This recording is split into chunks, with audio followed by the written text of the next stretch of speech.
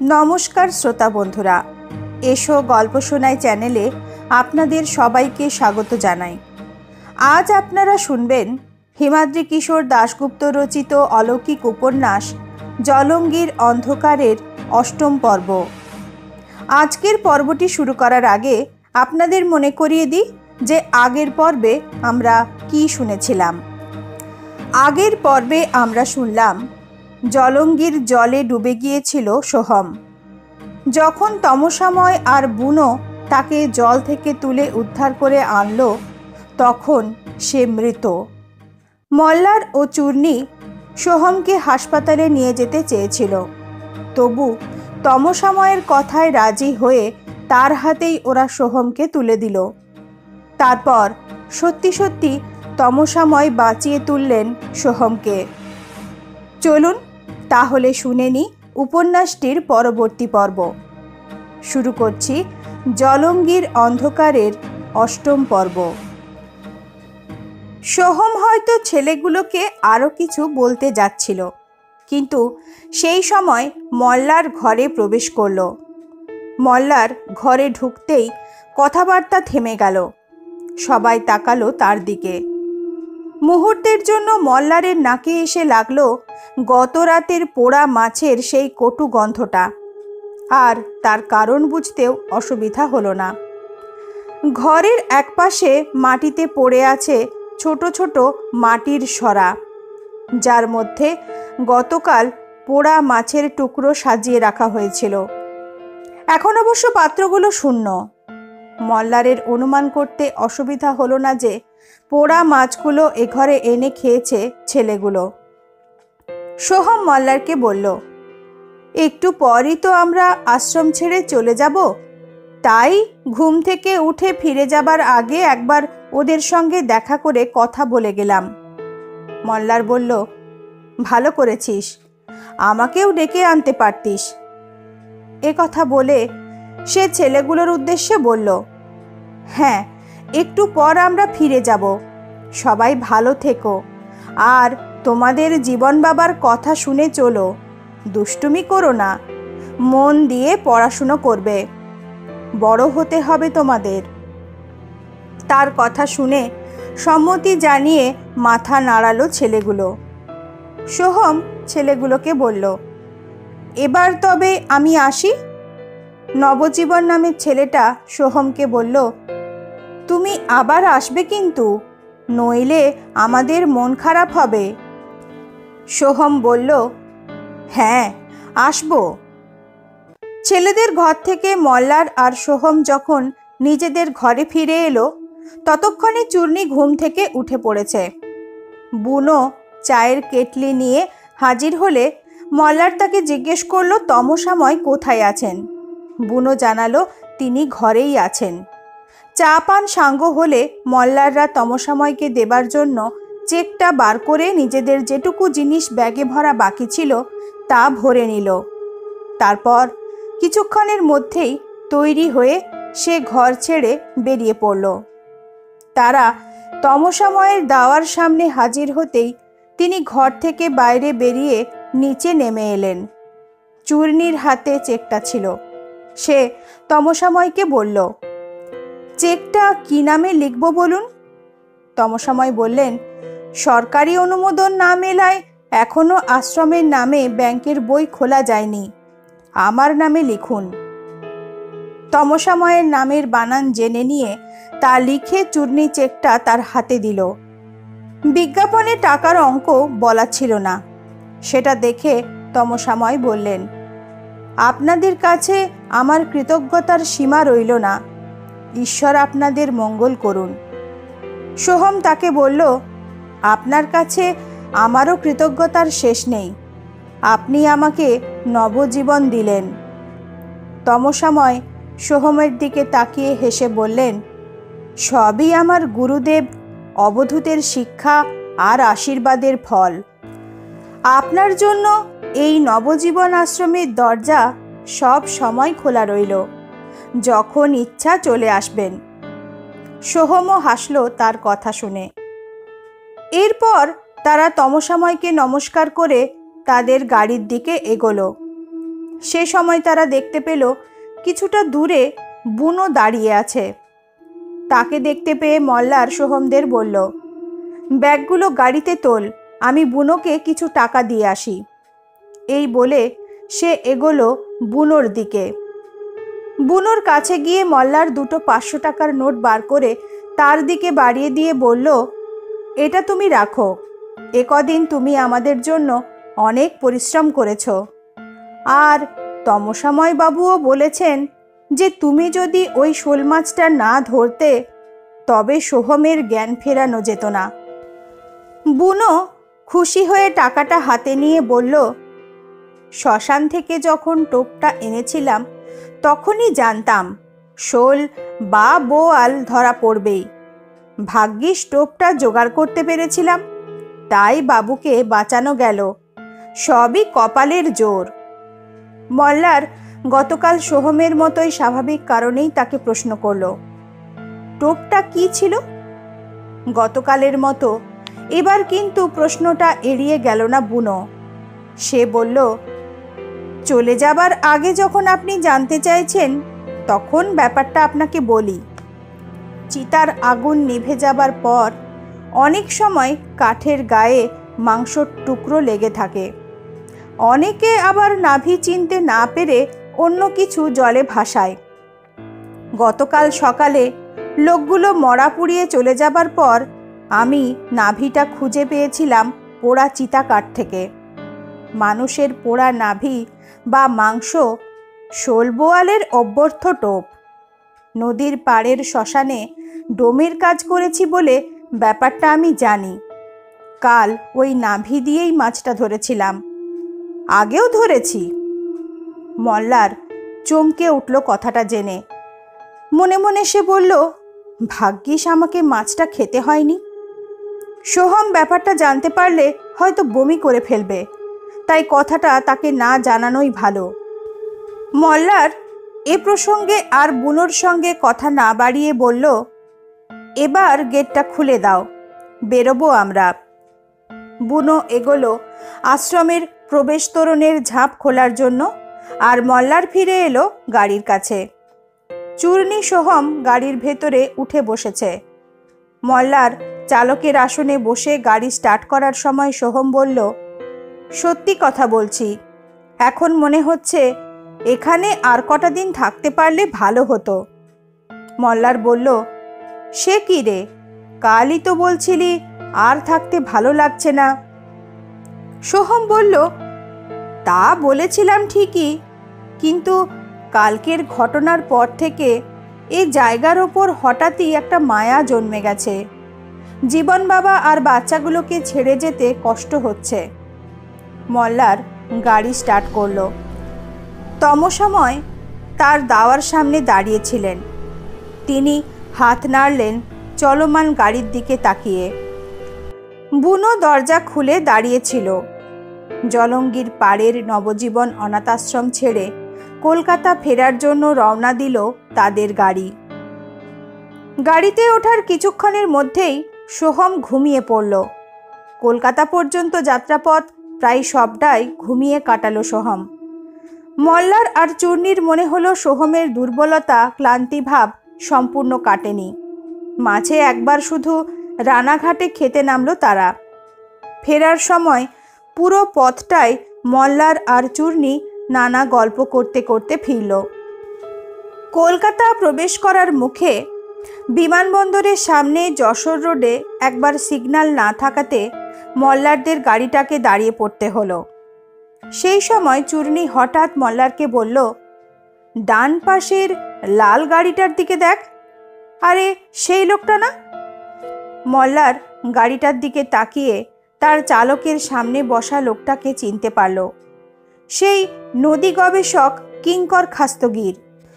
তবে তিনি মল্লারদের দেখেছেন কিনা তা বুঝতে পারল না মল্লার। খাস্তগিরের চোখ সামনের রাস্তার দিকে। চূর্ণী গাড়িটার দিকে ভালো করে তাকিয়ে বলল, রানাঘাটে যখন খেতে নেমেছিলাম তখন রাস্তার পাশে এই গাড়িটাকে দাঁড়িয়ে থাকতে দেখেছিলাম মনে হয়। উনি কি আমাদের সঙ্গে সঙ্গেই ফিরলেন? মল্লার বলল, হতে পারে। উনি বলেছিলেন ওর বাড়ি ওই দমদমেই, বাড়ি ফিরছেন হয়তো। এরপরই সিগন্যাল খুলে গেল। গাড়ির ভিড়ের মধ্যে হারিয়ে গেল খাস্তগিরের গাড়ি। মল্লারও এগোলো নিজের রাস্তায়। দক্ষিণ কলকাতায় বাইপাসের ধারে অভিষিক্তা মোড়ে নিজের ফ্ল্যাটের কাছে চূর্ণী প্রথম নামল। তারপর সেখান থেকে সোজা উত্তর কলকাতার শ্যামবাজার অঞ্চলে। ওখানে একটা বাড়িতে ভাড়া থাকে সোহম। চূর্ণী আর সোহমকে তাদের ঠিকানাতে নামিয়ে দেবার পর মল্লার যখন উল্টোডাঙা তার বাড়ি ফিরল, তখন বিকাল 4টে বাজে। রবিবার মল্লাররা কলকাতা ফিরেছিল। পরদিন থেকেই সবার অফিস। মল্লারের ব্যাংক চাঁদনি চকে, সোহমের আর চূর্ণীর দুজনের অফিস সল্টলেক। সোহমের করুণাময়ী, চূর্ণীর সেক্টর 5। মল্লারের ব্যাংকটা বাণিজ্যিক অঞ্চলে অবস্থিত বলে তার কাজের চাপ প্রচুর। 10টায় ব্যাংকে ঢুকে বেরোতে বেরোতে এক এক দিন সন্ধ্যা 7টাও বেজে যায়। সোমবার অফিস জয়েন করার পর শুক্রবার পর্যন্ত কাজের চাপে মল্লার মাথা তুলতে পারেনি। বাড়ি ফিরে আসার পর সোহমকে 2 দিন ফোন করে পায়নি মল্লার। তবে অফিস থেকে ফেরার পর 3 দিন মল্লারের সঙ্গে চূর্ণীর কথা হয়েছে ফোনে। চূর্ণী তাকে জানিয়েছে অফিসের কাজের চাপে তার আর সোহমের দেখা না হলেও একটা টেলিফোন বুথ থেকে সোহম তাকে রাতের দিকে ফোন করে খবরাখবর নেয়। এখনও সে নতুন মোবাইলের ব্যবস্থা করেনি। সোহমের অফিসেও নাকি কাজের প্রচণ্ড চাপ চলছে। এদিন মাসের 2য় শনিবার, তাই ব্যাংক বন্ধ। রবিবার অথবা শনিবার ছুটি থাকলে মল্লার সারা সপ্তাহর বাজার করে রাখে। কাছেই মানিকতলা বাজার, পায়ে হেঁটে 15 মিনিট। ভোরবেলা ঘুম থেকে উঠে থলে হাতে মল্লার বাজারের উদ্দেশ্যে বেরিয়ে পড়ল। সকাল 7টা বাজেনি। শীতের কলকাতা এখনও বেশ জড়সড় হয়ে আছে। রাস্তায় স্থানীয় লোক ছাড়া খুব বেশি লোক নেই। মল্লার হাঁটতে হাঁটতে বাজারে পৌঁছে গেল। সবজি কেনার পর সে মাছ বাজারে গিয়ে ঢুকল। বেশ বড় মাছ বাজার। এই 7 সকালেও হাঁক ডাকে সরগরম। কয়েক পা এগোতেই হঠাৎই সে দেখতে পেল সোহমকে। তার দিকে পিছন ফিরে এক মাছওয়ালাকে টাকা দিচ্ছে। মল্লার সোহমকে দেখে বেশ অবাক হয়ে গেল। শ্যামবাজার থেকে 7 সকালে মানিকতলার বাজারে সোহম এসেছে কেন? তার বাড়িতে তো রান্নার পাট নেই। দুপুরবেলা সে অফিসের ক্যান্টিনে লাঞ্চ সারে, আর রাতে ও ছুটির দিনে হোম সার্ভিসের মাধ্যমে খাবার আসে। সে কথা মল্লারের জানা। তবে সে মাছ কিনছে কেন? মল্লার এগিয়ে গিয়ে সোহমের পিছনে দাঁড়িয়ে তার কাঁধে টোকা দিল। মাছের ব্যাগ হাতে সোহম ঘুরে দাঁড়ালো। মল্লারকে দেখে মুহূর্তের জন্য যেন একটা অপ্রস্তুত ভাব ফুটে উঠল সোহমের মুখে। তারপরই অবশ্য সে হেসে বলল, তুই একদিন বলেছিলি যে এখানে ভালো মাছ পাওয়া যায়, তাই এখানে মাছ কিনতে চলে এলাম। মল্লার জানতে চাইল, তুই আমার মতো রান্নার মাসি রেখেছিস, নাকি চূর্ণী তোর ওখানে গিয়ে রান্না করবে? সোহম জবাব দিল, দুটোর কোনোটাই নয়। আসলে বছরের পর বছর ধরে বাইরের রান্না খেতে আর ভালো লাগছে না, তাই এবার থেকে নিজেই রান্না করে খাবো ভাবছি। প্রথমে একটু অসুবিধা হলেও আশা করি কদিনের মধ্যেই পেরে উঠব। শনিবার সোহমের অফিসে হাফ ডে থাকে, তা জানে মল্লার। তাই সে সোহমকে বলল, আমার আজ ছুটি, তুই বিকালে কি করবি? সোহম মৃদু ভেবে নিয়ে জবাব দিল, তেমন কাজ নেই, বাড়িতেই থাকব। মল্লার বলল, তাহলে তোর বাড়িতে গিয়ে আড্ডা দেব। চূর্ণীকেও খবর দেওয়া যেতে পারে। যদি সে অফিস ম্যানেজ করে আসতে পারে তবে আরও ভালো হবে। সোহম বলল, তুই আয়, তবে চূর্ণীকে আজ ডাকার দরকার নেই। কথাটা শুনে মল্লার বলল, কেন, চূর্ণীর সঙ্গে ঝগড়া করেছিস নাকি? সোহম বলল, ব্যাপারটা তা নয়। একজন একটা স্কচ হুইস্কির বোতল গিফট করেছিল, সেটা পড়ে আছে। বহুদিন ওসব খাওয়া হয়নি। তুই গেলে দুজনে মিলে পানাহার করা যাবে। চূর্ণি তো আবার বোতল দেখলেই ক্ষেপে যায়। ও এলে গালাগালির চোটে আমাদের পানাহারের 12টা বেজে যাবে। তাই তোকে একলা আসতে বললাম। মল্লার বলল, ঠিক আছে, আমি তবে বিকেল 5টা নাগাদ তোর বাড়ি পৌঁছে যাব। যাওয়ার সময় কিছু স্ন্যাক্সও কিনে নিয়ে যাব। মল্লার একথা বলার পর সোহমের ব্যাগের দিকে হাত বাড়িয়ে বলল, দেখি কি মাছ কিনলি? মল্লার এরপর সোহমের থলেটা ফাঁক করতেই দেখতে পেল একটা বেশ বড় আকারের শোল মাছ রয়েছে তার থলের মধ্যে। কাটা নয়, গোটা শোল মাছ। মুহূর্তের জন্য মাছটা দেখে মল্লারের হঠাৎই মনে পড়ে গেল জলঙ্গি নদীর ধারে নবজীবন আশ্রমের বুনোর মুখ থেকে শোনা শোল মাছের সেই টোপের কথা। সোহম এরপর আর দাঁড়ালো না। বিকেলে দেখা হচ্ছে বলে তাড়াতাড়ি সে বাজার ছেড়ে বেরোবার জন্য পা বাড়ালো। আর মল্লারও সোহম যার কাছ থেকে মাছ কিনেছিল তার কাছেই মাছ কিনে বাড়ির পথ ধরল। সোহমের সঙ্গে হওয়া কথা মতোই বিকাল 4টে নাগাদ মল্লার গাড়ি নিয়ে বেরিয়ে পড়ল তার বাড়ি যাওয়ার উদ্দেশ্যে। পথে একটা দোকান থেকে কাবাব আর তন্দুরি কিনে মল্লার যখন শ্যামবাজারের মোড় পেরিয়ে বিকেল 5টা নাগাদ সোহমের পাড়ার গলিতে ঢুকল, তখন রাস্তার আলো ধীরে ধীরে জ্বলে উঠতে শুরু করেছে। গলিটা বেশি চওড়া নয়। সোহম যে বাড়িতে ভাড়া থাকে সে বাড়ির কাছাকাছি পৌঁছে উল্টো দিক থেকে একটা মোটর বাইক আসছে দেখে তাকে রাস্তা দেবার জন্য মল্লার তার গাড়ির গতি কমিয়ে রাস্তার একপাশ ঘেঁষে দাঁড়ালো। বাইকে দুজন আরোহী।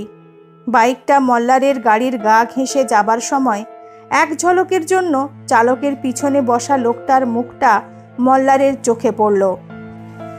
মল্লারের যেন মনে হলো সেই লোকটা, সেই নদী গবেষক খাস্তগির।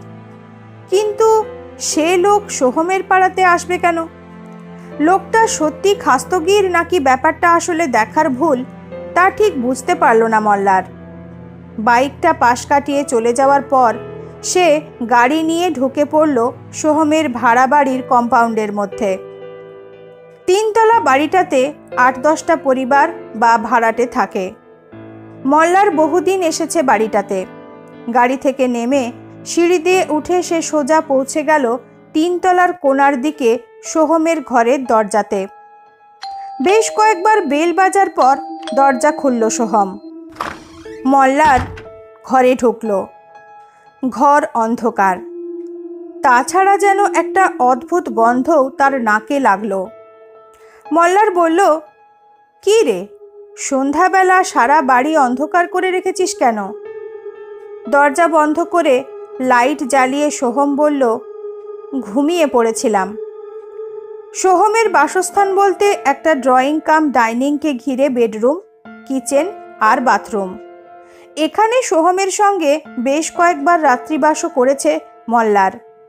মল্লার জানে সোহম বিয়ের পর চূর্ণির ফ্ল্যাটে চলে যাবে। ডাইনিংয়ে টেবিলের ওপর মদের বোতল, গ্লাস আগে থেকেই সাজিয়ে রেখেছিল সোহম।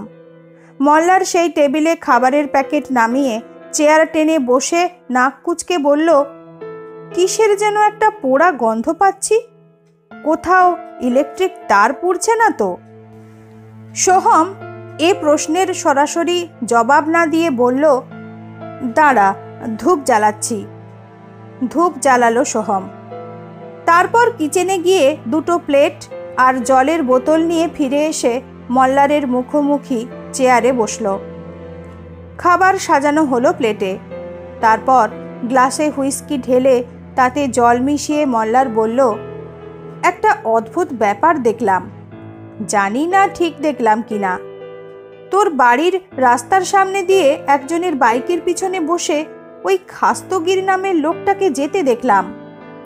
ওই যার সঙ্গে সেই জলঙ্গির গঞ্জে দেখা হয়েছিল। সোহম একটা গ্লাস উঠিয়ে নিয়ে চিয়ার্স করে বলল, ওর মতো দেখতে অন্য লোক হতে পারে, আবার উনিও হতে পারেন। মানুষ তো কত প্রয়োজনে কত জায়গায় ঘুরে বেড়ায়, কোথাও যেতে তো কারো বাধা নেই। মল্লার বলল, তা বটে। গ্লাসে চুমুক দিয়ে মল্লার জানতে চাইল, মোবাইল ফোন কিনেছিস? কানেকশন নিলি? সোহম জবাব দিল, পুরনো নাম্বারে কানেকশন নেওয়ার জন্য সিম হারিয়েছে বলে থানাতে ডায়েরি করতে হবে। কাজের চাপে করা হচ্ছে না, মোবাইলও কেনা হয়নি। মল্লার প্রশ্ন করল, মোবাইল ছাড়া তোর অসুবিধা হচ্ছে না? এখন তো মোবাইল ছাড়া কারো এক বিন্দু চলে না। সোহম মৃদু হেসে বলল, ব্যাপারটা আসলে অভ্যাস, পরিবর্তন করলেই করা যায়। নবজীবন আশ্রমে কি আমাদের ফোন কাজ করছিল? জীবন বাবার কি মোবাইল আছে? এ কথার জবাবে মল্লার বলতে যাচ্ছিল যে আমাদের শহুরে জীবনে কি চলে, কিন্তু তার আগেই সোহম বলল, আশ্রমটা কিন্তু বেশ ছিল, তাই না? বিশেষত জীবন বাবা আর বাচ্চাগুলোকে আমি চোখ বন্ধ করলেই স্পষ্ট দেখতে পাই। আমার কেমন যেন মনে হয় ছেলেগুলো আমাকে ডাকছে। যদি ওখানে চলে যাওয়া যায় তবে বেশ হয়। মল্লার গ্লাসে চুমুক দিয়ে বলল, এ কথা ঠিকই, আশ্রমটা বেশ নিরিবিলি শান্ত, আর তমসাময়ের মতো লোকও হয় না। কিন্তু এখানে এখন বসে তোর ওখানে গিয়ে থাকার কথা মনে হলেও দুদিনের বেশি থাকতে পারবি না। আসলে আমরা শহরের জীবনে এত অভ্যস্ত হয়ে গেছি যে ওসব জায়গাতে বেশি দিন থাকা মুশকিল। তোরও তো ওখানে দুদিন থাকতে না থাকতেই আর ভালো লাগছিল না, আমাদের কারোরই ভালো লাগছিল না। কথাটা শুনে হাতের গ্লাসটা এক চুমুকে শেষ করে সোহম যেন স্বগতোক্তির স্বরেই বলল, হয়তো এবার সেখানে গেলে আমার আর খারাপ লাগবে না। মল্লার কথাটা শুনে হেসে বলল, আর কদিন পর তো তোদের দুজনের বিয়ে হবে, তারপর চূর্ণীকে নিয়ে নবজীবন আশ্রমে হানিমুন করতে যাস। বিয়ে মানেই তো স্বামী স্ত্রীর নতুন জীবন। নবজীবন আশ্রমের সঙ্গে ব্যাপারটা বেশ ম্যাচ করবে। সোহম কি যেন ভেবে নিয়ে বিড়বিড় করে বলল, হ্যাঁ, নবজীবনই বটে। মল্লার আর সোহম এরপর আশ্রমের প্রসঙ্গ ছেড়ে অন্য আলোচনায় চলে গেল। তার সঙ্গে সঙ্গে চলতে লাগলো মদ্যপান। মল্লার একসময় খেয়াল করলো তার আনা খাবারগুলো সোহম খুব একটা খাচ্ছে না। কাবাবের একটা টুকরো হাতে নিয়ে অনেকক্ষণ ধরে বসে থাকছে। তা দেখে একসময় মল্লার জিজ্ঞেস করলো, কি রে, খাচ্ছিস না কেন? খেতে ভালো লাগছে না? সোহম জবাব দিল, দুপুরে দেরি হয়েছে খেতে, তাই পেটটা ভার লাগছে, তাই অল্প খাচ্ছি। সোহমের জবাব শুনে মদ্যপান আর গল্প করার সঙ্গে সঙ্গে মল্লার যথাসম্ভব খাবারগুলো উদরস্থ করার চেষ্টা করতে লাগলো। বাইরে বেড়ে চলল রাত। 3-4 পেগ খাবার পর মল্লারের একটু ঝিমুনি শুরু হলো। কদিন অফিসে প্রচণ্ড কাজের চাপ গেছে, তাই শরীরের ভিতর একটু ক্লান্তিবোধও কাজ করছিল। মদ্যপান আর খাওয়া শেষ হয়ে গেছে তার। একটু রিল্যাক্স করার জন্য টেবিলে ঝুঁকে পড়ে দু হাতের মধ্যে মাথা গুঁজে শুয়ে পড়ল সে। কিছুটা সময়ের জন্য গভীর তন্দ্রাচ্ছন্ন হয়ে পড়েছিল মল্লার। তারপর সেই তন্দ্রাভাব কাটিয়ে উঠে চোখ মেলে সে দেখল সোহম তার সামনে নেই। সোহম সম্ভবত তার বেডরুমে বা অন্য কোথাও গিয়ে ঢুকেছে। ঘড়িতে রাত 9টা বাজে। এবার মল্লারকে তার বাড়ি ফেরার জন্য রওনা হতে হবে। চেয়ার থেকে উঠে মল্লার গিয়ে দাঁড়ালো ডাইনিং সংলগ্ন বেসিনের সামনে। কল খুলে মুখে কয়েকবার জলের ঝাপটা দিয়ে রুমাল বার করে মুখ মুছে বেসিনের আয়নার দিকে তাকাতেই এক অদ্ভুত দৃশ্য চোখে পড়ল তার। সোহমের কিচেনের দরজাটা খোলা। আয়না দিয়ে কিচেনের ভেতরটা স্পষ্ট দেখা যাচ্ছে। সেখানে সোহম দাঁড়িয়ে, 2 হাত দিয়ে সে তার মুখের কাছে আস্ত একটা মাছ তুলে ধরে কামড়ে কামড়ে খাচ্ছে। তার চোখে মুখে জেগে আছে স্পষ্ট উল্লাসের ভাব। কিছুক্ষণ আগেই তো সোহম বলল যে তার খিদে নেই, তাহলে সে ওভাবে গোগ্রাসে মাছ খাচ্ছে কেন? আর ওভাবে সে মাছের গা থেকে কামড়ে কামড়ে মাংস খাচ্ছে কেন? এর আগে এভাবে কাউকে মাছ খেতে দেখেনি মল্লার। কৌতূহলী হয়ে সে বেসিন ছেড়ে এগিয়ে গিয়ে দাঁড়ালো কিচেনের সামনে। সোহমের বাড়িতে ঢোকার পরই যে গন্ধ তার নাকে এসে লেগেছিল তা এবার চিনতে পারল সোহম। পোড়া মাছের গন্ধ। সোহম মল্লারকে দেখে প্রথমে চমকে উঠল। পোড়া শোল মাছটা তখন তার মুখের কাছে ধরা, পুড়ে কালো হয়ে যাওয়া গোটা একটা মাছ। তার মাথা, চামড়া, লেজ কিছুই বাদ দেওয়া হয়নি। উৎকট গন্ধ বেরোচ্ছে তার থেকে।